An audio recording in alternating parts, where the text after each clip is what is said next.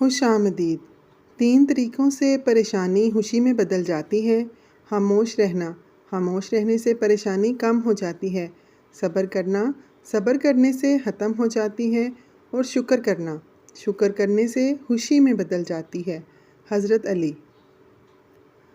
بانو قدسیہ کہتی ہیں کہ زندگی میں زیادہ مذاق مت کیا کرو، کیونکہ زیادہ مذاق انسان کو ہلکا اور بے حیثیت کر دیتا ہے۔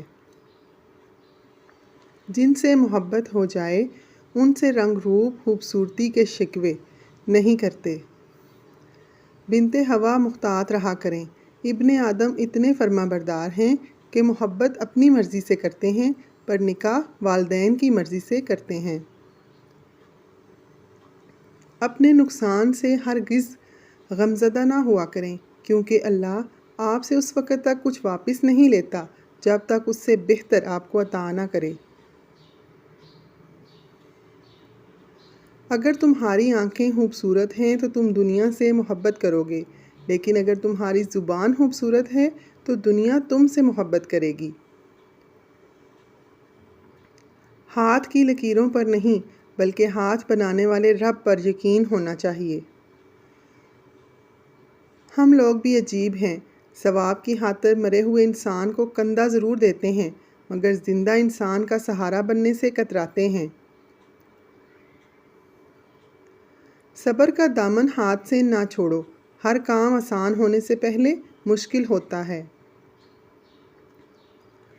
زندگی میں 2 لوگوں سے دور رہنا، ایک مصروف اور دوسرا مغرور، کیونکہ مصروف اپنی مرضی سے بات کرتے ہیں اور مغرور اپنے مطلب کے لیے یاد کرتے ہیں۔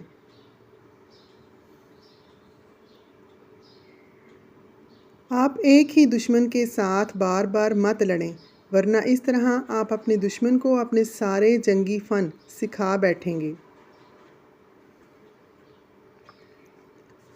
مرد اس عورت کے لیے دیوانہ اور پاگل ہو جاتا ہے جس عورت کے پاس 2 چیزیں ہوں، ایک خوبصورت چہرہ اور دوسرا نرم دل۔ سچ بول کر بھول جائیں، کیونکہ جھوٹ بول کر اسے عمر بھر یاد رکھنا پڑتا ہے۔ کوئی بھی تعلق وقت ضائع نہیں کرتا۔ غلط انسان آپ کو ایسا سبق دے کر جاتا ہے جو آپ کو صحیح انسان بننے کے لیے تیار کر دیتا ہے۔ دوسروں کے عیب چھپائے، اس سے آپ کے کردار کی پہچان ہوتی ہے۔ اداسی بہت بھوکی ہوتی ہے، یہ انسان کی مسکراہٹ کھا جاتی ہے۔